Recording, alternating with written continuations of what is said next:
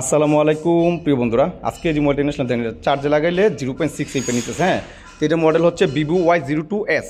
তো এই মোবাইলটা যখন চার্জে লাগাই তখন আই চার্জারে 0.6 এমপিয়ার দেখাইতেছে। এখন আমরা পাওয়ার সাপ্লাই লাগে চেক করবো আসলে এই মোবাইলটা কাজটা আমরা কী করবো। যখন আর 0.6 লাগাইলে তার মানে আমি শিওর যে আমার বিপিএস পাওয়ার কিন্তু মোবাইলে কাজ করতেছে।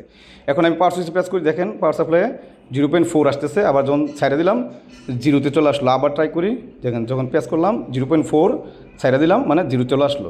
তো এই মোবাইলটা আপনার দুটো অপশন আছে, একটা যেহেতু পাওয়ার স্টিলটা রিমুভ করা আছে, আপনি চার্জার লাগাবেন, লাগানোর পর আপনার পাওয়ার আইসির পাশে যে বাক ভোল্টেজগুলো আছে এখানে 5টা কয়েল থাকে এই মোবাইলের মধ্যে। এই মোবাইলটা আমি এর মধ্যে ইতিপূর্বে অনেকগুলো মোবাইল কাজ করছি এই মডেলটা।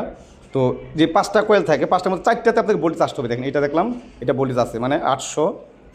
এটা দেখেন, আচ্ছা এটা এদিকে মাপ দিলে আমরা পাবো দেন 800। হ্যাঁ, মানে 0.8 আর কি। তো 800 এদিকে দেখেন এটাও কিন্তু 800। তার মানে আমার 3টা কয়েলে আমাদের ভোল্টেজ আছে, মানে বাক ভোল্টেজ আছে। হ্যাঁ, আর ওইটা দেখবো, দেখেন এটা আবার দেখলাম। হ্যাঁ, এদিকে দেখি এটাতে ভোল্টেজ না, এটা আমাদের সেট চালু হওয়ার পর এটাতে 2.0। হ্যাঁ, মানে একটাতে থাকবে না, বাকি 4টাতে আপনার ভোল্টেজ পাবেন। তো অবস্থায় আপনি 4টা ভোল্টেজ পাওয়ার পর আপনি কম্পিউটার চেক করেন, যদি ইউএসবি পায় হ্যাঁ তাহলে আপনার এমএসি সমস্যা, আর যদি ইউএসবি না পায় 100% শিওর থাকেন এটা সিপিইউ থেকে সমস্যা। আর বিশেষ করে আমি এটাই বলতে চাইতেছি যে এটা সিপিইউতে সমস্যা, সিপিইউ রিবুট করলে 100% হয়ে যাবে, কারণ এটা মিডিয়াটেকের 6765